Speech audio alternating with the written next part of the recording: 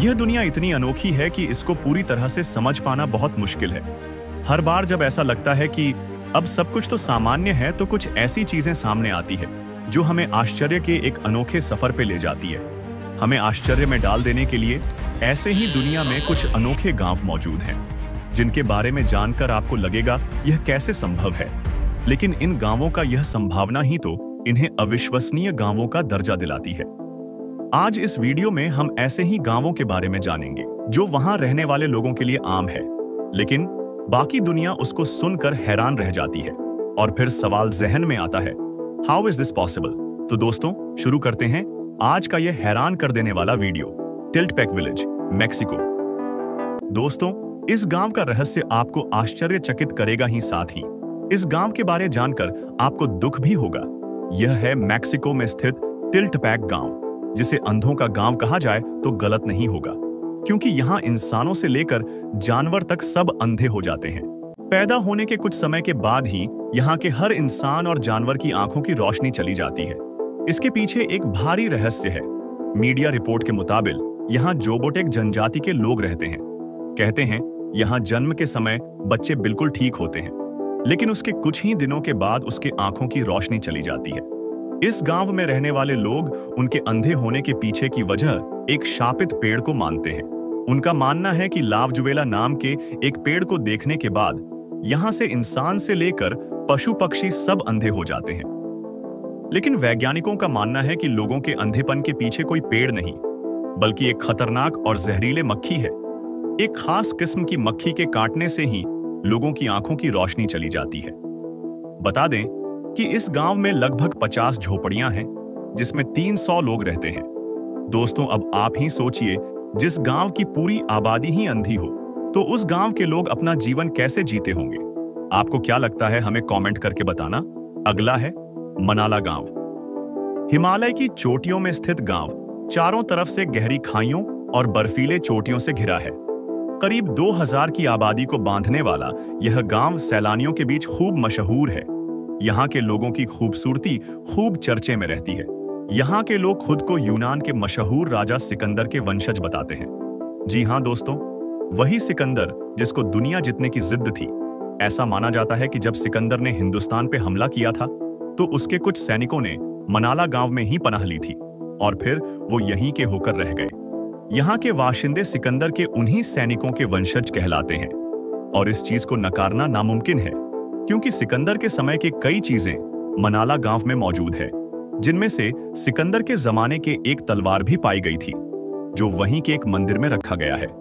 यहाँ के लोग कनाशी नाम की भाषा बोलते हैं, जो अपने आप में बेहद ही रहस्यमयी है, लेकिन इस गांव के लोग इसे एक पवित्र जुबान मानते हैं। इस भाषा की खास बात है कि यह भाषा यहाँ छोड़कर और कहीं नहीं बोली जाती है। इसे लेकर कई देशों में शोध भी हो रही है। ऐसा कहा जाता है कि इस गांव के लोगों का एक अपना ही कानून है।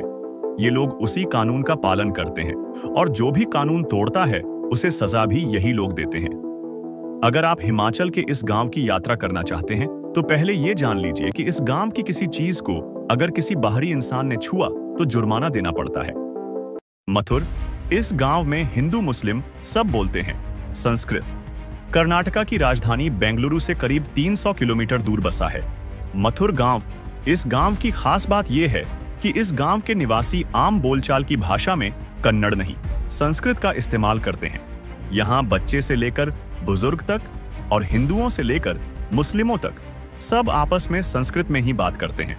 यहाँ 10 साल के बच्चों को वेदों का ज्ञान दे दिया जाता है।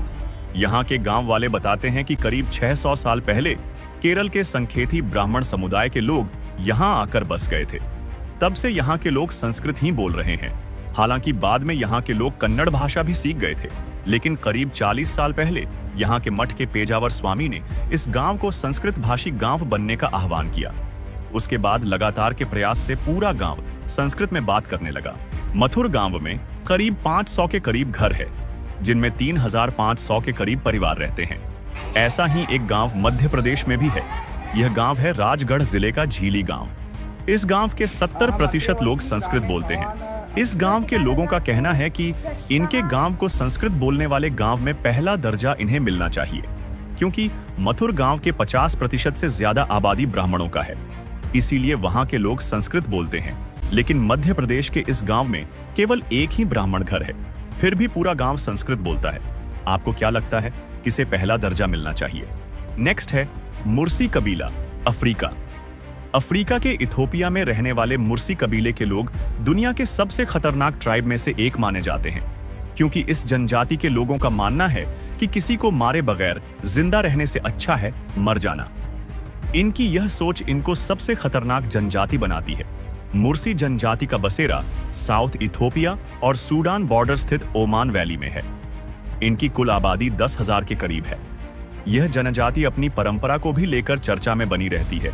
लोगों की बुरी नजर से बचने के लिए बॉडी मॉडिफिकेशन प्रक्रिया के तहत इस जनजाति की महिलाओं के निचले होंठ में लकड़ी या मिट्टी की डिस्क पहनाई जाती है। 15 से 16 साल की उम्र में पहुंचने पर लड़की की मां कबीले की अन्य महिलाओं के साथ मिलकर उसके निचले होंठ को काट देते हैं। घाव पकने तक उसमें लकड़ी का टुकड़ा फंसाया जाता है।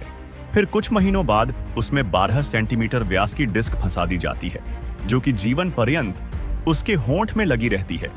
आज के समय में ये कबीला अपनी सुरक्षा के लिए AK-47 तक रखते हैं और कोई कानूनी प्रतिबंध इनमें नहीं है। नेक्स्ट है कैरन ट्राइब, थाईलैंड। थाईलैंड के उत्तरी हिस्से में बसी करेन जनजाति, जिसे हम लॉन्ग नेक ट्राइब के नाम से जानते हैं, अपनी अद्वितीय परंपराओं और सांस्कृतिक धरोहर के लिए मशहूर है। इनकी सबसे बड़ी पहचान है महिलाओं की लंबी गर्दन, जो अंगूठियों के कारण और भी खास लगती है। यहाँ की महिलाएं बचपन से अपनी गर्दन पर पीतल की अंगूठियां पहनती हैं और उम्र के साथ इनकी संख्या बढ़ाई जाती है। सबसे ज्यादा उम्र की महिला के गर्दन में रिंग का वजन लगभग 5 किलोग्राम तक होता है। वैसे यह जनजाति अपनी सुंदरता के लिए प्रसिद्ध है। कहा जाता है कि गर्दन में रिंग पहनना प्राचीन समय में बाघों से बचने का एक माध्यम था। आज यह उनकी सांस्कृतिक पहचान बन चुकी है। हाई नेक ट्राइब के लोग ज्यादातर खेती, हथकरघा बुनाई और हस्तशिल्प पर निर्भर हैं। महिलाएं रंगीन कपड़े और जटिल डिजाइन तैयार करती हैं, जो उनकी संस्कृति की झलक दिखाते हैं। नेक्स्ट है बाजाऊ जनजाति।